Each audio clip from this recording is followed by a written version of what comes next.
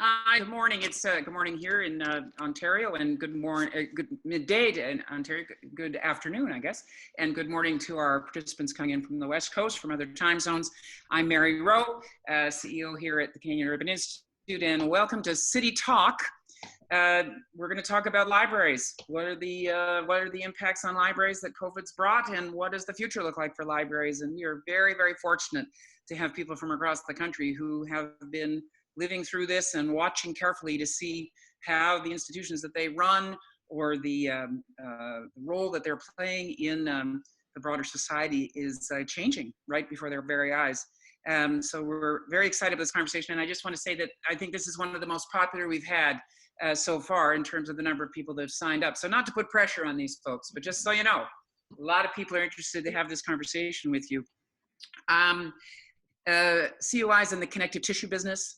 We're about how do we talk to one another in urban communities across the country?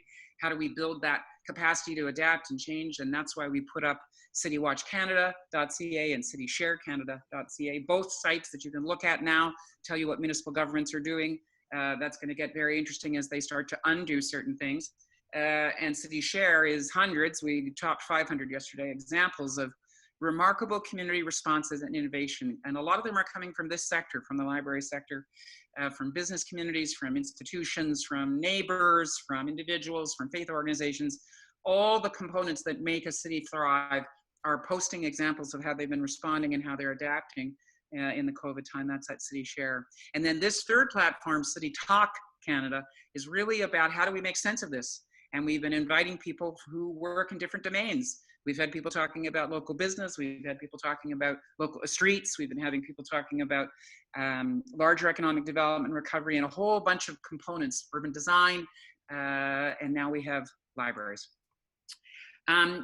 We start from Toronto here, as we have participants across the country, but in Toronto, where the COI has a number of staff, this is the traditional territory of the Mississaugas of the Credit, the Anishinaabe, the Chippewa, and the Haudenosaunee, and the Wendat peoples, and it's now home to many diverse First Nations, Inuit, and Métis from across Turtle Island.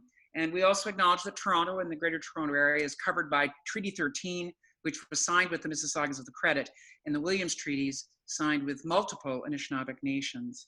And we are very conscious of the land on which we all, the places that we actually make our lives and the history that is embedded there, the embodied memory that we have here. The other thing that we acknowledge at the beginning of these is that there are still thousands and thousands and thousands of Canadians engaged in emergency response and providing emergency services, including some of these folks. Some of their institutions are engaged with that. And these conversations are not intended to supplant that. It's a parallel world that we're living in here to try to make sense of what we think the expected outcomes are going to be, or the impacts are now, and how do we think they need to be changing.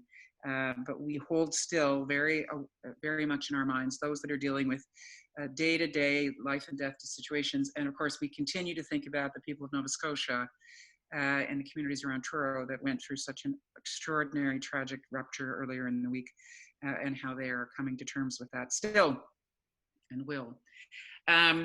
These conversations we call them candid conversations because we want to sort of get into the real talk here about what are you really seeing. And so they're practical, they're focused on what you're immediately seeing in real time, and then what are you anticipating over the next couple of months, and then what about longer term. But it's really our opportunity to do that, and we invite all the participants to use the chat function.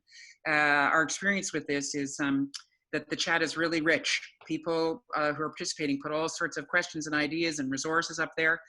And as we've been saying, though, we tape these sessions and for the most part put them up as live videos afterwards for people who can't see them at this time of day. And we also post highlights from the chat because the chat's so rich. So as they say, unlike in Las Vegas, if you put something up on the chat, it's gonna stay on the chat. And then when the chat's made public, lots of people will see it.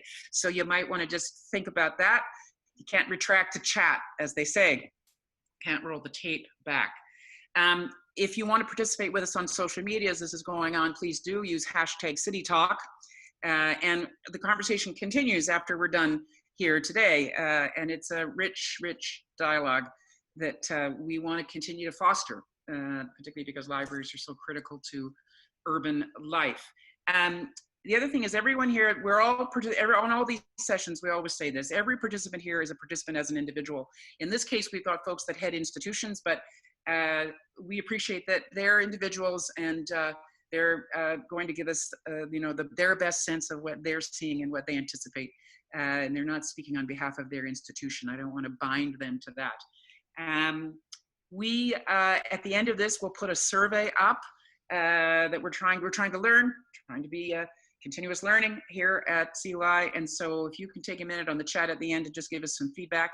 Also, we are reliant on volunteers and partners to make all the work of CUI possible at the moment.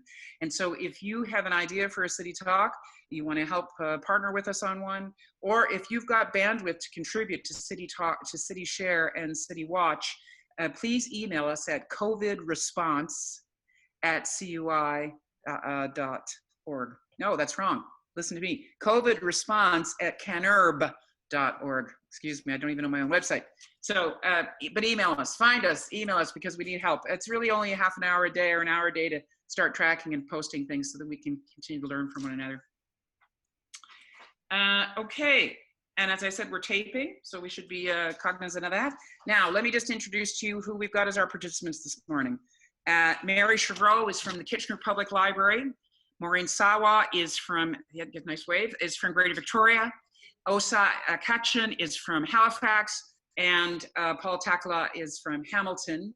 And Gohar Ashoughian is the University Librarian at Wilfrid Laurier, or I'm old enough to remember when it was Waterloo in KW as well. And their details will be posted up on the chat function so that you can learn more about them. We are really, really happy to have you five with us, and very pleased to have the conversation happen. So if we wanted to start with an open call, I'm going to ask everybody, just give me, a minute and a half, 2 minutes on what you're seeing in your particular purview in terms of your own institution or the function of your library in your community. Just give us a sense of how COVID has been impacting you. And I think we'll start with the early riser. So let's go to Victoria first. And tell us what you're seeing. Maureen. Sure, thank you very much. It's a real pleasure to be here. Greater Victoria Public Library, as some people may know, is on Vancouver Island. We serve the Capital Regional District, so we serve 10 municipalities, about 350,000 people. We shut all our branches down, as did most systems that day on March 16th. So our branches have been closed since March 16th. And since that time, we've been very much focused on our virtual library services with people being directed to shelter in place. They're very isolated. So online resources through all of our libraries have been extremely invaluable. In BC, it seems we're being told that the curve is starting to flatten, but still it's early days. And what we are seeing is a real, people are missing their physical branches. They are missing their books. It's difficult for us right now to provide the traditional services that so many of our users have counted on. I think I'm speaking for the group on that. Fortunately, the Canadian Urban Library Council is working on kind of developing some processes. We have a think tank going on what we can do to reintroduce services, but we know things are not going to be the same. And personally, for me, here in Victoria, I really, it's very distressing not having our physical branches open. The day we closed, we had a little bit of a notice, a few hours, and you hear about people hoarding toilet paper. People really in all our branches just gathering books, as many as they could, because currently we've extended our loan dates. It's really changed things quite dramatically for all of us here. Yeah, you're not hearing a lot about book hoarding. I'm glad you can start that trend. We're at least that reporting that there was book hoarding. There was absolute book hoarding. Yeah, I saw it for myself with my own eyes. And our shelves, you know, particularly our new bookshelves, they were just cleaned out. And as were our DVDs and all of our other materials. But we're also seeing a huge spike in online use. And fortunately, we already had an online library card registration process through our website. So that's just gone through the roof. And that, I think everyone has gone that way. It's very easy now for people to register online and have access to all the e-audio books and audio downloading movies and things like that. And I would have to say, and I'm sure my colleagues will agree with me, our vendors have been extremely cooperative in making it easier for us to add to our resources and our collections. So that's been a huge boost. Mm-hmm. Yeah, well, we're going to talk more about that. I want to come back to that, the whole theme of digital. I want to go to the other end of the country now, if we can. So let's hear from you. But just a note to the chat function, which, as is usual, is starting to blow up, which is great. When you're commenting, chatters, if you could direct your comments as a toggle switch, they're all panelists and attendees. Use that switch so that we can see that.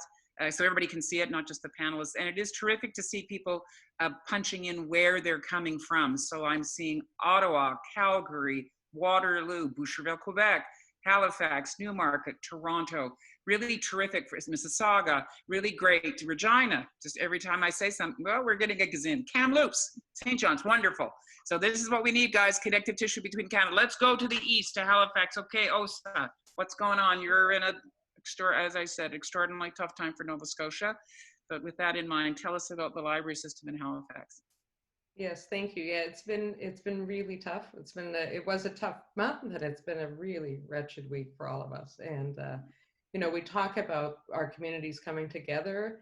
Libraries are all about community care, and we have to be all about community recovery, and that is true on both of the things that we're grappling with in Nova Scotia.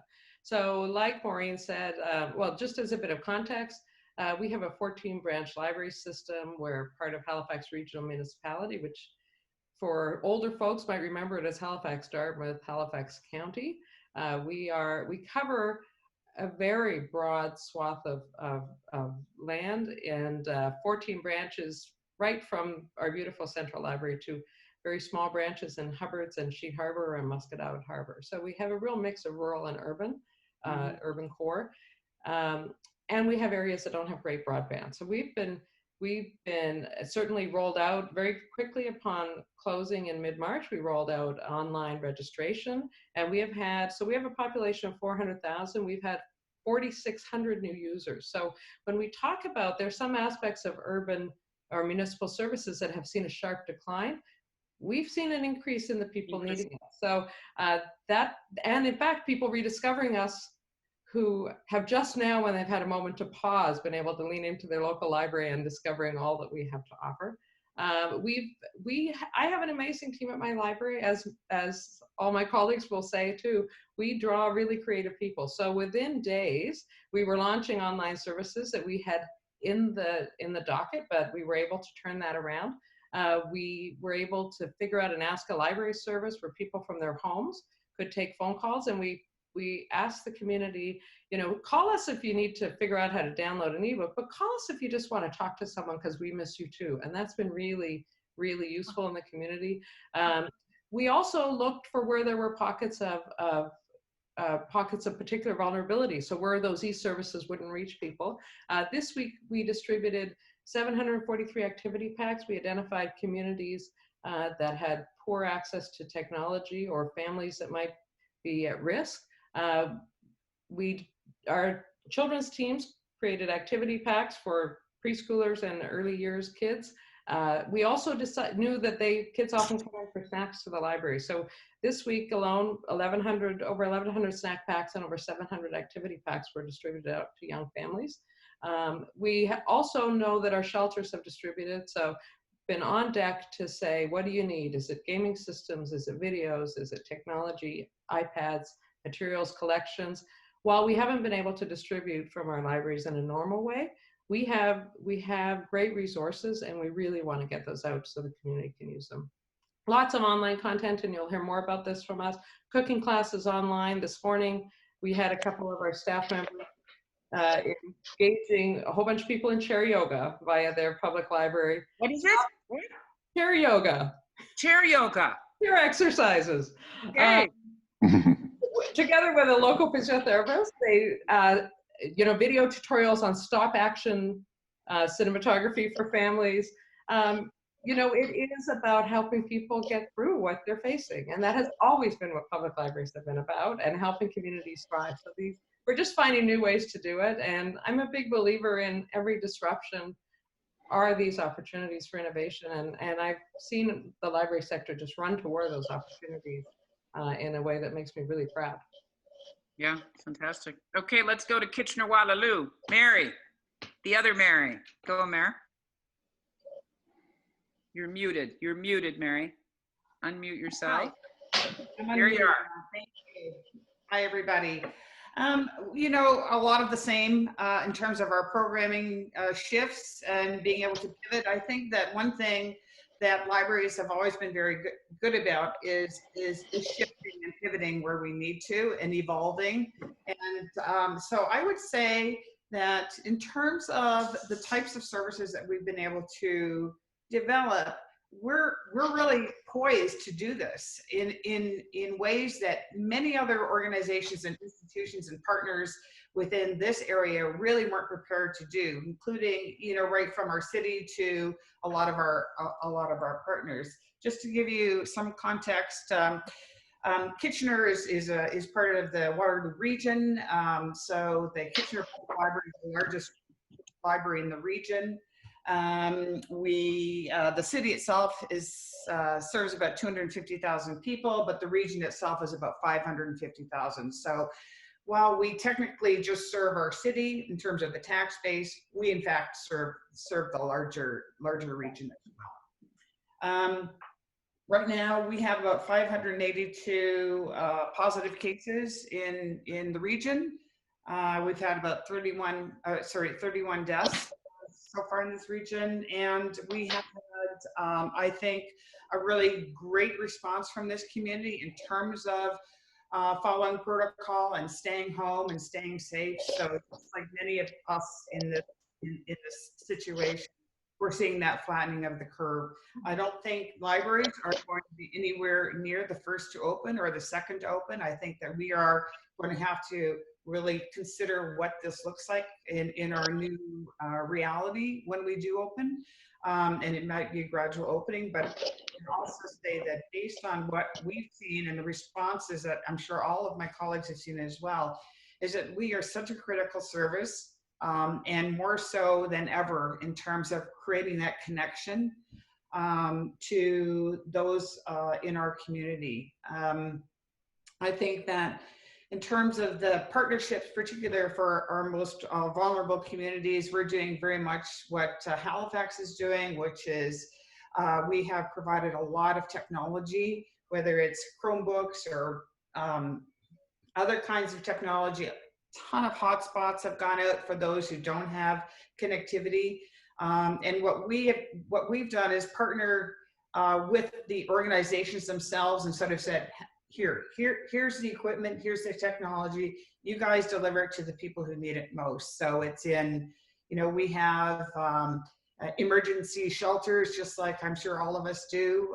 We have isolated individuals in hotel rooms right now. So a lot of our technology is going to create that connection with individuals who are in isolation and have no other way of connecting with their community.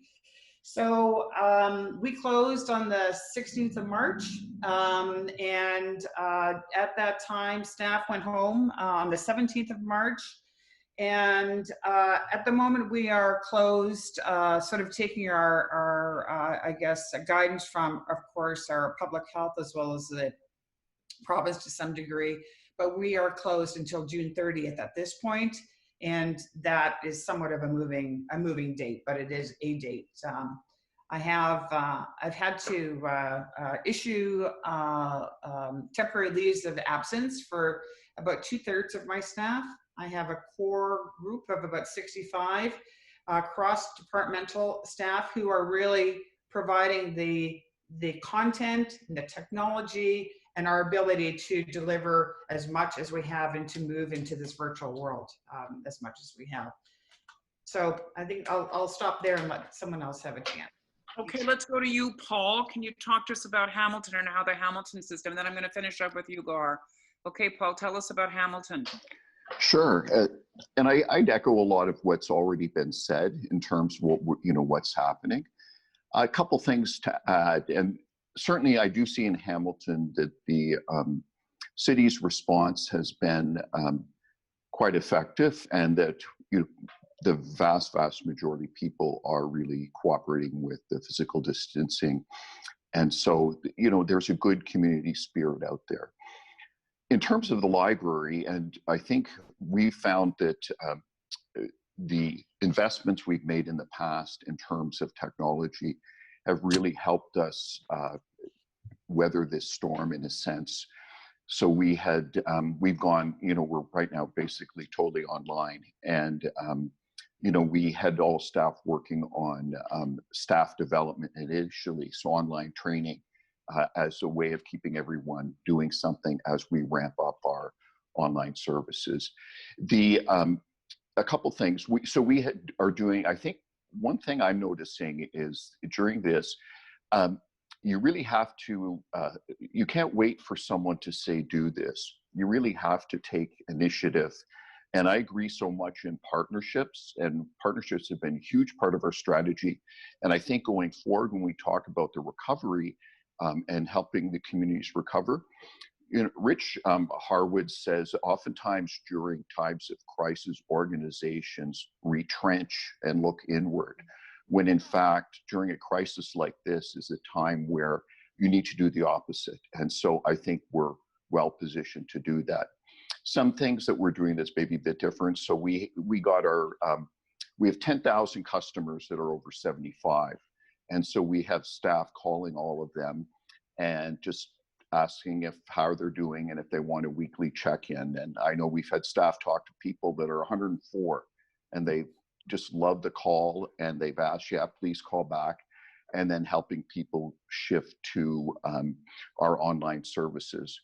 One of the other things we're doing is, so we have a small number of staff doing work supporting public health's emergency, and we keep saying, we have more staff, and we're doing that. Basically, we have asked staff to volunteer if they want to put their name forward for supporting the emergency response. And so anytime staff that are currently working from home are willing to do that. I think one thing's been great about Hamilton is the leadership, city leadership. So far we've laid off our pages and our call-in staff, but that's it. And I think city leadership understands that we're going through a huge economic cataclysm. And so there's going to need to be serious relief for cities coming from higher levels of government. Or, it's like the lesson that we learned in the Great Depression was that you can't put social services and all these critical services on the backs of local taxpayers. There just isn't the capacity. And we saw that before this crisis. And I think this crisis has totally laid bare the fact that if we don't have the federal government and the provincial government stepping in a really big way, then no matter how much our cities love us, they're just going to be under so much constraint and stress because they're trying to help the people, so it's, anyway, so I'm hoping that this is going to advance that conversation about the need to invest in our local governments. It's really important. Yeah, I'll come back to it. Okay, Gohar, let's hear from you. You have a different role. You're a university librarian. Do you want to give your perspective from the constituency that you're working in? And then I've got a lot of people raising things on the chat, and I've got some follow-ups for all of us, so we'll go open on that. But Gohar, just give us a little picture briefly about what you're looking at. Thank you very much, Mary, and thank you again for inviting me to be part of this panel. And I'm very delighted to be with my esteemed public library colleagues, and I feel like an imposter here, but I'll get over it. Hardly. The university, Wilfrid Laurier University, is a comprehensive university with campuses in Waterloo, in Brantford, and in Kitchener, and has student population of over 19,000 students. Ranks always #1 in student satisfaction in Maclean's survey, so we're really very proud of that. And that is one thing that we always strive to uphold, that student satisfaction is a really very important point. Now, our context is a little bit different. Our primary client, or for the library, is the university, although the library within Wilfrid Laurier University also strives to reach out to the community and partner on many wonderful things that usually it's not an unusual thing for public libraries related to community programming. The library itself right now mandate has expanded, and we have Wilfrid Laurier University Press as part of the university library, as well as University Gallery, Robert Langen Art Gallery. So it kind of sets us in a very unique situation. The primary thing that we have experienced being within the university is, of course, when March 17 came and we had to close the library, the primary issue was how we're going to help our community, our university, finish the winter term. And that was the primary focus. Of course, if I speak about libraries, you have heard already that move to online was the primary thing that everyone did, regardless of public or academic library. For us, again, thinking about libraries, I think if you think within the university, the libraries are probably positioned the best for that disruptive transition. Because we have been doing this all along. But of course, this is a completely different environment now. So the primary thing was to move our services online. Of course, the resources are available online, and we added more resources very rapidly to provide more wider access. And not only that, but the publishers and vendors, they have been always very, very cooperative and very considerate, opening access to their resources for this particular period of time. We moved our services that we already were developing and delivering online, like online reference or virtual reference services. We kind of switched overnight from delivering it in person to delivering it fully online. We expanded the hours associated with that. What remains important also is that the staff. I can't say enough how impressed and proud I am of the staff that we have within the library, both the librarians and support staff. That that this disruption brought us completely together. And we kind of stand by each other to support each other to deliver all the services in support of the university. Another important thing I want to mention, and I know I'm probably missing a lot of important points here, but people talked about partnerships and connections, and I cannot state enough how important it has been to be part of Ontario University library system, and being part of the Ontario Council of University Libraries. To learn from each other. The meeting that I skipped to be part of this, because we kind of put shoulder to shoulder, trying to understand this new situation for ourselves, having virtual meetings every week, bouncing ideas of each other and trying to figure out Yep. joint approaches together and support of OCL itself and Scholars Portal that helped us put our expanded services make them even more prominent. Yeah, I mean, this is part of, as you suggest, the connective tissue that we're trying to foster generally. It's a remarkable opportunity. Thanks, Gohar. Okay, gang, so a couple of things I want to just follow up on specifically. You know, it seems to me like we have libraries as places, then we have libraries as service providers, and then it sounds to me like we have libraries as caregivers. So it's interesting that those three roles now seem to be merging in a different kind of way. Can we talk about the shift to digital, as was suggested by a number of you? You were probably better equipped than many because you already had digital services ramped up. Anybody concerned about the strength of the digital side somehow putting, you know, giving weight to people that think we don't need physical libraries anymore? Go, Åsa. I'll speak to that. So I think it's great that we've leaned into digital, and really thank goodness we have digital, but there are a couple of things that we cannot lose sight of. One is digital does not replace human connection. Digital is not equitably available. So I have areas within my municipality that don't have broadband. So, and that is true of many parts of our country. And those of us who have multiple devices on the table in front of us sometimes forget that. So it is by no means equitably available. And the library as a place, you know, that has been, you know, for urbanists who've looked at, you know, Yongel's accidental collisions and the concepts around how we actually strengthen and build communities, we can't lose that, or we lose so much as a community. So part of our challenge now is to say, how do we make those spaces? So we've talked a lot about safety in public library. It's been an ongoing topic for many years. As you bring people together, how do we do it in a way that is harmonious and productive and positive?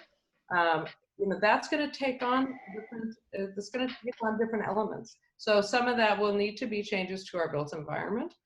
Some of that will need to be the nature by which some of it will be technological. So where do we have touch screens? Maybe we shouldn't. I was going to say, I mean, do you think, as you say, you've been thinking about this for a while, about how do you make a library a safe space, safe place, safe space? Now there's a whole new definition of safe. What's that going to look like? How are you thinking about how the design of libraries may need to change? It has to change in the short term. Let's go back to Victoria and hear from you, Maureen. What are you thinking about that?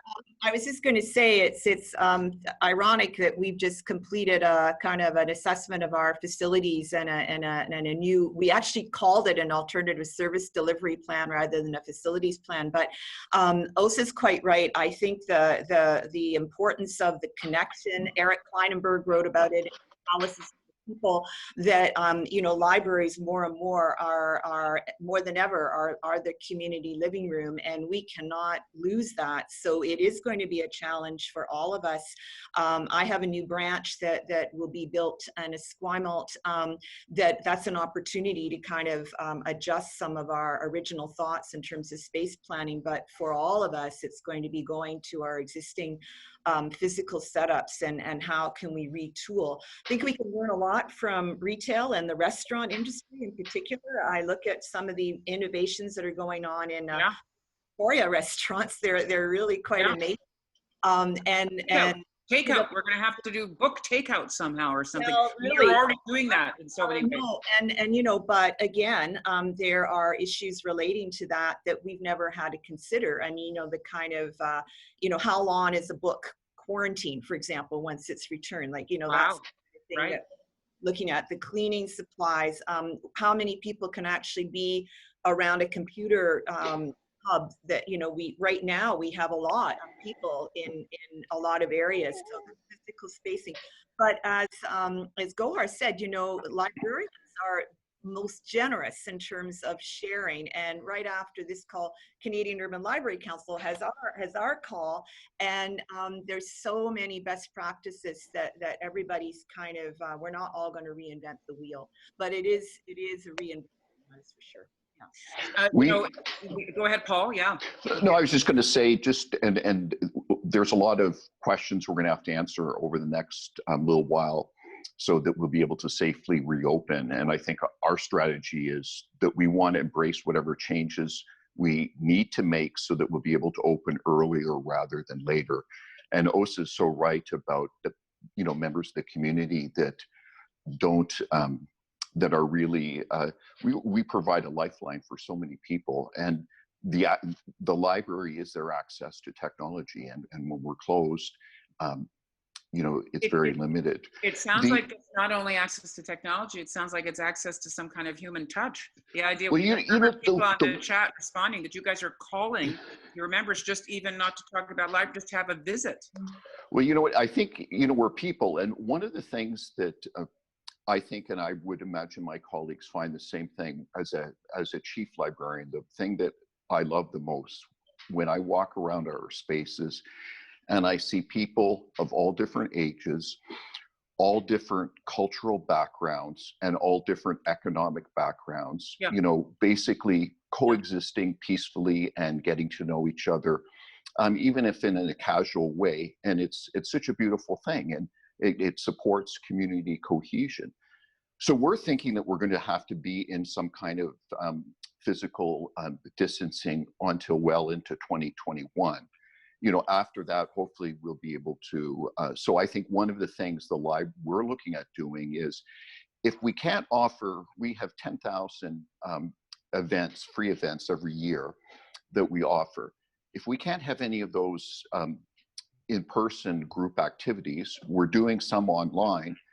But what do we do with the resources, especially if we have less people are able to come into our spaces? And so we're looking at things like, well, maybe we could be open longer hours as a way of being open for the community, you know, so like so these are the kind of things that we need to, you know, there's a crisis here, and we need to take it, I guess, to advantage of it to respond in a way that ensures we can continue to serve people.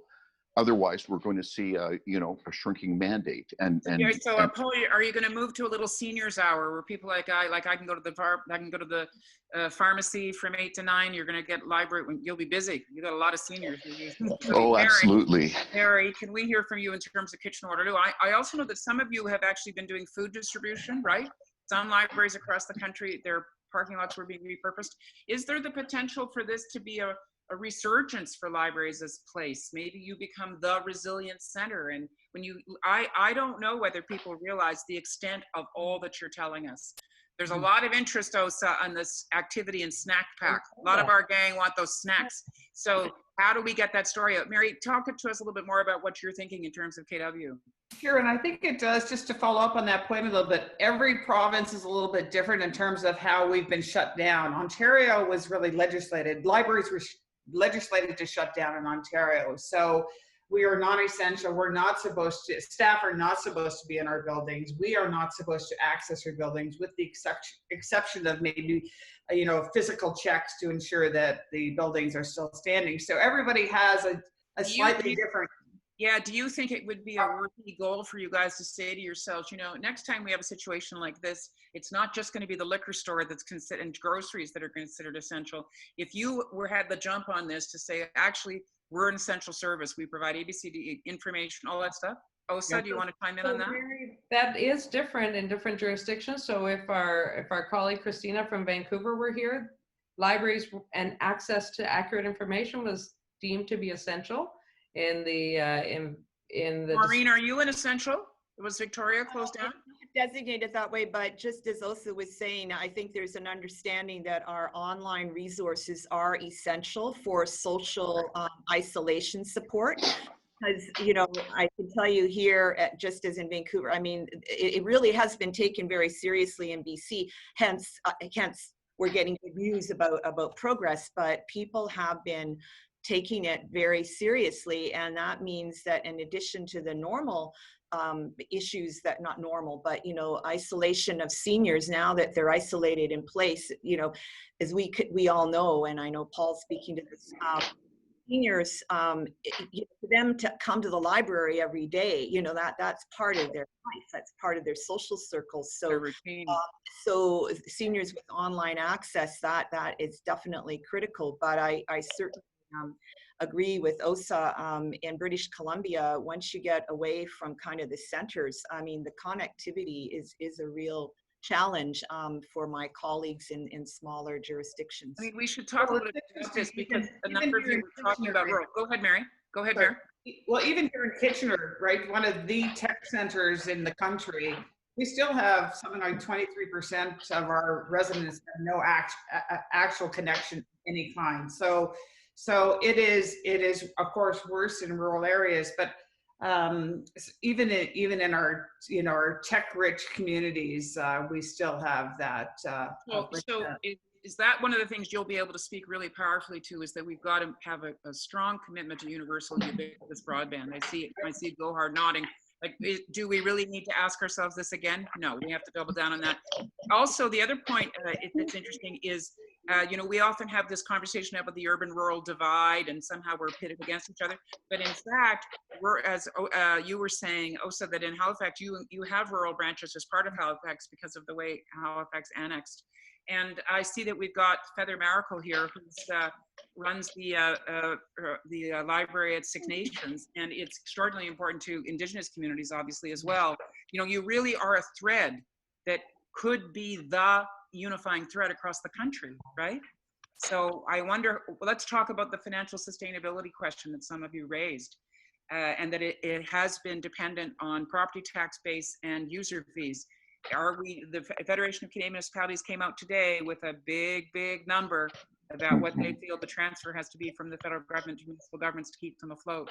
But what about longer term? Anybody have thoughts on what the financial model, how it's going to need to change for libraries? Anybody got an insight on that?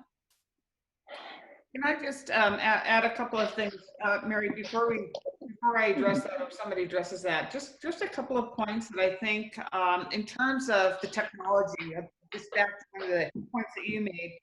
I think that there's going to be such a fatigue for technology and Zoom meetings and WebEx this and this kind of presentation that two things need to happen or will happen. First of all of us are going to be vying for that same attention for the community. If we can't move back into a physical environment anytime soon. And I think that libraries, what I'm looking at is how do we improve our production quality? Right now, we're all grappling with this, and we're using whatever technology we have, which tends in public libraries for the most part to be medium to low grade technology for these kinds of productions. So I think that libraries are going to have to look at that, and I think we need to really find something that makes us sticky and differentiates us from all the other programs that are being developed. And Gohar, I think I hit a chord with her on this. Okay, Gohar, take it. Technology is really very important, and here's the thing that I've been thinking about a lot. If there is any positive outcome of this very negative situation, is that a new normal somehow created, and going back to the old normal is going to be really very interesting process itself. Because if I think about universities, for example, overnight, we are at very different levels of preparedness for online learning, and right. And all of a sudden, overnight, everybody was thrown into this remote delivery environment and online learning environment with technology.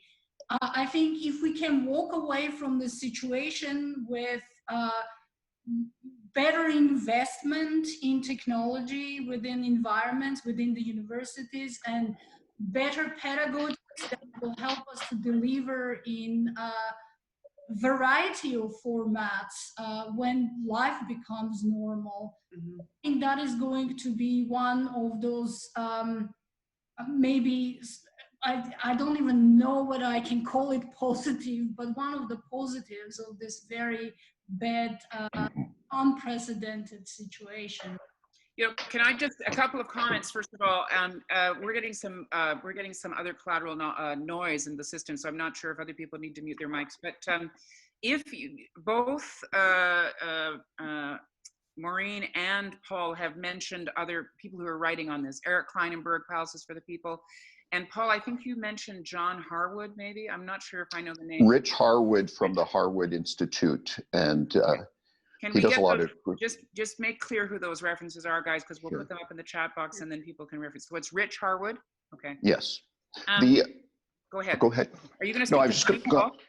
I was want going to somebody comment on the speak to our budget research. issue. Yeah, go. Yeah, I want to figure out the money part. Yeah. Because I think, you know, and this is before the COVID-19 crisis, and I think it's fair to say that all our Culk libraries have been, before the crisis, you know, we've all been working on innovation to get strong support from our municipal partners, and we've been very successful at that. But ultimately, and I know in the case of Hamilton, we know that there's been so many budget pressures on our municipal government that no matter how much we deliver for them, they have pressures that are being mandated, and they have limited ability to generate revenue. And you know, the whole property tax is totally inelastic. If people lose, say people income goes down, your property taxes don't adjust. It's a terrible tax to try to rely on too much of your necessary social infrastructure. Paul, what do you want? What do you want? What do you think the solution is? Well, I think the solution is that we ultimately need to have investment in our municipalities, our cities, our towns from the higher levels of government, especially the federal government. And, you know, we've been underinvesting in our social infrastructure for decades. And I think, you know, to be honest, we have always served vulnerable people, but all of my colleagues, one of the things we're dealing with now is we're dealing with people before the closure, more people that are dealing with so much serious mental health and addiction problems that are just desperate. And never in my career of, you know, 25 years have I seen so many people in our community that are really, really hurting and struggling. And so we've been trying to help that. But why is this happening now? You know, and it's like the lack of investment, you know, in mental health services and community supports. You know, you do it, and then, you know, people muddle on for a while, but you know, there's lasting damage. And I didn't think we were in a sustainable format before.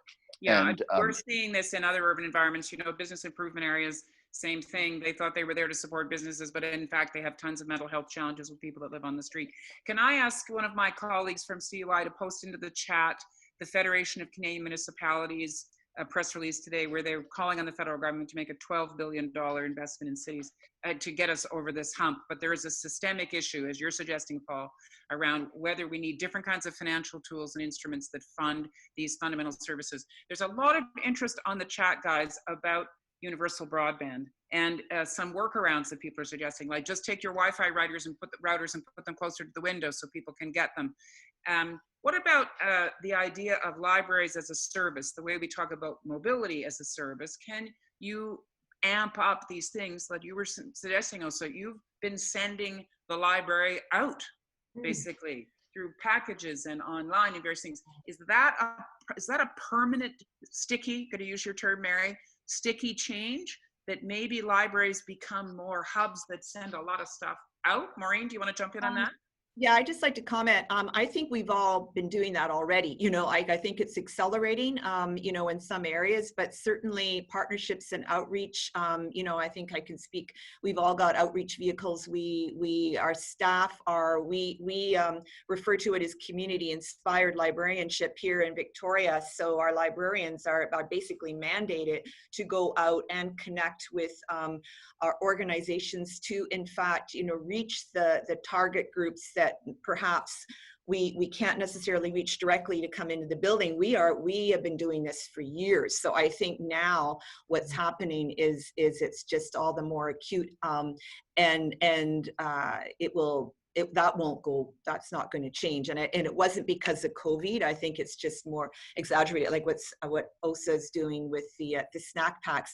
You know, all of us are kind of doing different variations of that. We've had a Books for Babies program here, you know, for years and years and years, which is kind of the delivery of a starter pack of early literacy materials that's delivered to new parents through public health. So that kind of thing is well established. But I think you're right. I think as we have more and more limitations on initially with the transition of gradually what is business. A colleague of mine here in Victoria coined the term, it's not business as normal, it's business as possible. So what is possible for us right now, you know, and a lot of it is building on some of those good initiatives that were already in place. Yeah. So I've got a tough question for you all around who you're serving and how your workforce to what extent does your workforce reflect the communities you serve?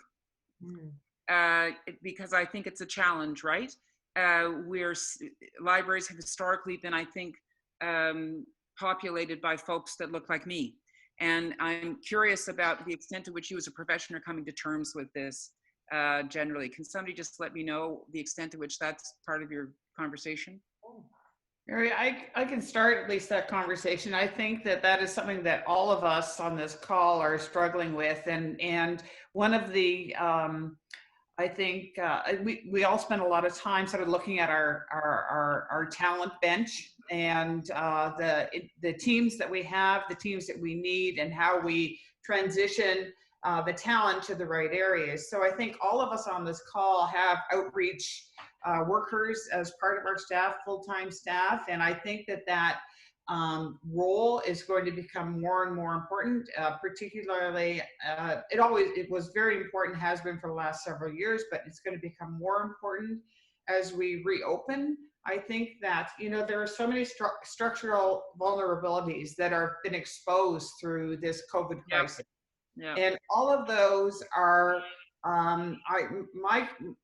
what I think about a lot and keeps me up at night actually is when we do open, and some of our shelters, particularly the emergency shelters, close, the individuals that are in those shelters will probably be the first people back in our libraries, and they'll be welcome back, but under the new conditions, and there will have to be new conditions on use of space. Two things I'm worried about is, first of all, I don't want to reverse NIMBY where all of a sudden the library becomes the shelter, the emergency shelter, and because those individuals are the first back, and because of fear within the broader community, others feel that they won't come to the library for some risk, unknown risk. And so how do we balance all of that? And you were already struggling with that, right, Mary? You were already struggling with that. Libraries were already places where homeless folks were, where people with particular, and how were you all dealing with that pre-COVID? I mean, that's the dilemma with any kind of town square. It needs to be open to everyone. And can I say one thing about that though? It's true that we have 22 branches, and Hamilton does have rural areas as well. Because of amalgamation in 2001. But so when we talk about some of the problems we're having with mental health and addictions, those are concentrated they're like expressed in certain communities where they're very much expressed. And so we have many libraries where that's not a problem because the communities are different and they don't experience the same. So it's not like there's some people won't go to Central, but they might go to another branch, and that branch, they don't have anywhere near the same number of incidents or people with mental health issues. I know we have worked on slowly improving our diversity, and I think we've made some gains there, but we've done mental health training for staff. We've done prepare training, which is from the Canadian Crisis Prevention Institute, which is about, and the principle, and to me, it's all about empathy. And if we treat people with respect, we get that respect back. And I think, what Halifax is doing with food justice is a perfect example of that. When you treat people with dignity and respect, they're going to act with dignity and respect. If you look at them like, oh my God, this is a scary person, then they pick up on that, and they might become scary because they can tell you're looking down on them. But this is leadership that you guys could be providing, because you're not I think streets now, we're going to see this manifesting on shared streets, right? All these issues of how do we cope, and we see it in housing and the resistance to certain kinds of housing types. Do you think we're going to come out of this? I guess I put some burden on you folks. You're the builders of the town squares, in essence. And libraries have been investing more in design and beautiful spaces. Do you see an opportunity to really double down, even though we're worried there'll be austerity? Interestingly, municipal capital investment over the last number of years has built some spectacular libraries in Canada. Is this a moment for you? Yeah, go ahead, Åsa. So Mary, I think we are in a library renaissance, and I hope this does not derail that renaissance. And I actually believe it's a combination of things. It's creating public space that invites, I always believe if you build beautiful spaces where everyone is treated with dignity, you get the best behavior you can get from among us. So you get more generosity and you get more human connection. So I think, Paul spoke a bit to this. I think empathy is critical, but you also asked us a question that I don't think has been quite answered, and it's about, do we have the workforce that reflects the community we're serving, which is also really part of being a truly inclusive organization, because in the absence of that, there will be people who don't believe they belong there because they don't see themselves reflected. So as a sector, we still have work to do in that, and some of that has to do with who attends library school and graduates from library school. Right. So there are a couple of ways we can do it. We can broaden the credentials that invite people to find a career path through a public library. We definitely can look sort of pre-library school and invest in people who started a position with us. And so we've set up some bursary support to support people through library school who need our additional support, but will also improve the diversity of our leadership. So, I think there are a number of elements to all of this. I haven't lost hope that as much as we are facing some significant financial challenges at the municipal level, I also think we have shone in this crisis. And I have had municipal colleagues say to me, this blows me away, or how did you get moving so fast on this? Yeah. And that is true on in the small spaces and the bigger spaces. It's true across our municipalities and across our country. Like, we're heading off to a roundtable with our library colleagues from coast to coast. And I come off that, it's probably my high point of the week, because we collectively are going to get communities through this. Yeah, I mean, it sounds like you're constantly innovating. Okay, Maureen, jump in. Yeah, just to pick up on that, the other thing that I think is an advantage for us, there used to be a website called A Librarian at Every Table, and some of us are old enough to remember that one, but the role of libraries is we have a role at every table, and by embedding ourselves with our community partners, like we here in Victoria working with the downtown service providers, we have that connection that we're working with the workers that are providing services to diverse groups, and that also is a reflection of our commitment to serving all needs. And I think that really it's been said a lot, but a democratic kind of equitable access institution, I used to say it's more democratic than any church I know. So Now, I mean, I guess the question is too, how do we make sure that lived experience is coming into this, right? So again, the references that you've all made to books and various things, and I see the panelists doing the same, but I also see someone's just getting it available by Amazon. Don't forget, you've got a local bookstore that may actually be on your main street that's trying to also do an online business, so we hope you'll support those. Let's do very quick closing comments from anybody in terms of the view ahead.